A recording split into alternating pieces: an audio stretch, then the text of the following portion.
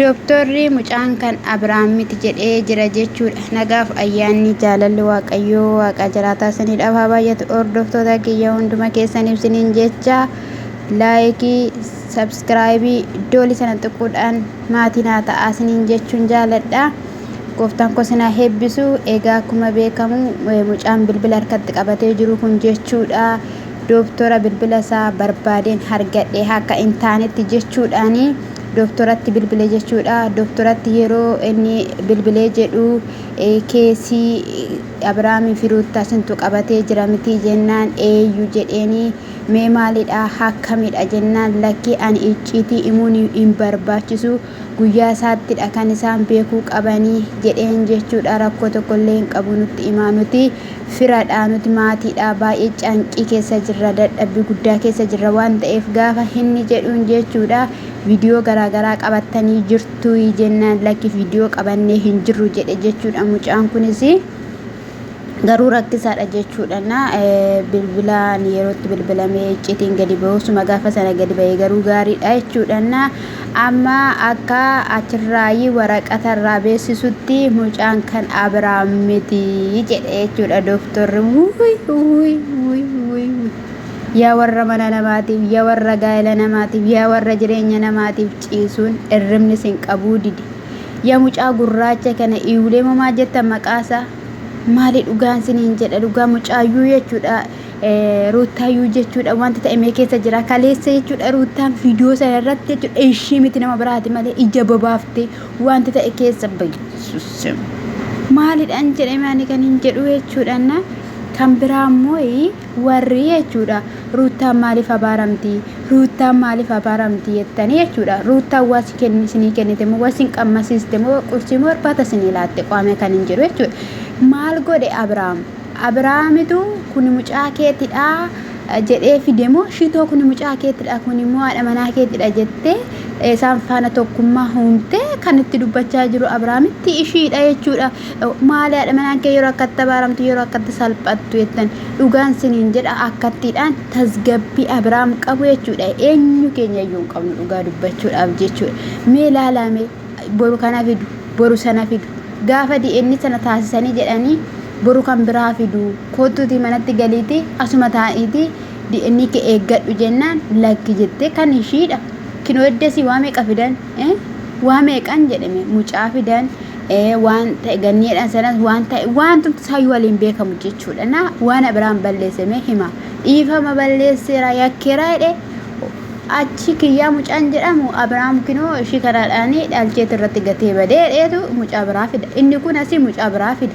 Mee maalaa ta'u mee dhugaa sammuu gadhiisuudhaaf akkoo xiqqoo tafe suuteedha yaada obboloota koo keessayyuu warri shamarranii waan tokko gaafa dubbattan itti yaada boruu waan ta'an hin beeknu jireenya keenya boruu waan ta'u hin beeknu waan ta'eef suuteedha isiniin jechuun jaaladha. Mee Abiraam maal godhe mee kan na dhibee na dhiisuu dideen amma dhuguma akkuma dooktorri jedhe kuni mucaan kun kan Abiraam ta'uu dhiisee taanaan Abiraam akkuma yeroo biraa namootaaf dhiifama goote chaanaalii bantee kennituuf osoo hin taane jechuudha.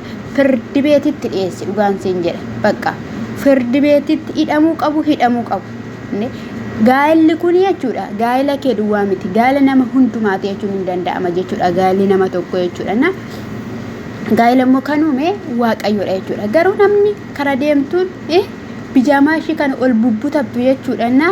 Salbaajii waan argite dhuftee yeroo gaa'ela namaa jireenya namaa keessatti dhuftee galtee jireenya namaa diiddu wanti salphaamti jechuudha. Mucaan kun dhugaa ilaalame akkatti na Abiraamitti haasa'u akkamitti dubbisaa ilaalame jechuudha. Ati umuriin kee umurii Abiraam faana qixa ta'uu mala jechuudha. Abiraam garuu mana 20 wayii keessatti seenaa hojjechaa jira. Maatii isaa gargaaraa jira. Dhalootaaf ta'aa jira. Atasii jechuudha. Afaan kee luugama kan hin qabne jechuudha. Dubartiin illee dhugaan siin jedha dubartii Laallibalaa dubartii sobduu shin jedhamtu illee jechuudha akka kee miti jechuudha. Kan dubartiin 9-10 hin odeessine al tokkicha walitti naxxee walitti odeessita jechuudha. Mucayyoon haa dubbattu mucayyoon gaafadha qo'ee mucayyoodhaaf dhiisi ishiin nattaa himtu yeroo ishii faana ciise yeroo akkamittiin akka ulfoofteenna lakki ati tuquu hin dandeessu hin cannaqin hin dhiphisiin maaliin ta'in kan jechaa ture siidha jechuudha. Kinoo amma gaa icciitiin keessan gadi ba'aa jira jechuudha. Maaliif akka amma kanaatti dhala namaa gottottanii jechuudha. Intala kanayyuu jechuudha Abiraam hin dhiisin dhugaan siin jedha hin dhiisin jechuudha. haadha mucaa kana sidhiisin. Mucaan kan shii miti. Kan nama biraa fidanii intalas ishiis ruuttaadhaaf jettee waan tokkollee waan dhiistu hin qabdu jechuudha. Borus akkanumatti dhufanii mana kee diigu. Borus akkanumatti dhufanii gola kee seenanii inni omaan fidu jedhanii omaan godhu jedhanii boruunis mana kee diigu. Itti bilbila warri bilbila isaa qabdan dhugaan siniin jedha. Maali kuni dhugaa? Akka inni mee maraatee mee jechuudha carqii gatee karaarraa kaatee bakka shukkaasa barbaadan sana. Akkasumas immoo firiijii sana soofaa sana gurguratanii arshiisa hiratanii ittiin caatii ittiin gatii suusii isaatii kaffalatee ittiin jiraatu. Meerra mucaan abbuus jedhamu iyyuu hin jiru kan nama ajaa'ibu. Inni dhiisee keessaa bahira jechuun hin danda'amu. Kuni garuu asumarraa munyi jedha jechuudha. Osoo luugamanii dhugaan sin jedha osoo luugamanii dhalli namaa jechuudha arrabni isaa yaanni isaa luugama hin qabu taanaan baay'ee ulfaata jechuudha. Abiraam jettetta yeroo darbees DN dhufeera taanaan hin dhiyaatu firdi beetitti hin hidhamu jettee dubbatteetta jechuudha. Wanti kamiyyuu yaanni ruuttaas yaanni namootaas duubatti akkas hin deebi'u. Haa hidhaman haa leenji'aman. Dhugaan siniin jedhe kun akkana baay'ee nama gaddisiisa. Ani dhugumaan mucaan kan Abiraamiyyuu ta'uu baannaan iyyuu jechuudha.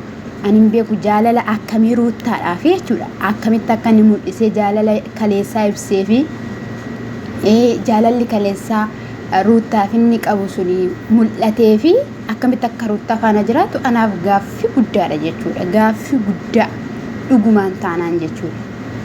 Ruuttaanis immoo osoo illee mucaan kan Abiraamillee ta'e ruuttaanii Abiraam irraa gargar hin baatu. Achuma keessa naannofteetu kun akkuma dargaggeessas kana gottottee fiddu jechuudha. Achuma keessa gottottee ittiin garmaamtee simiti kana godha simiti kana akkasitti hin gadi baase simiti kana akkasitti ol baase jetti malee jechuudha.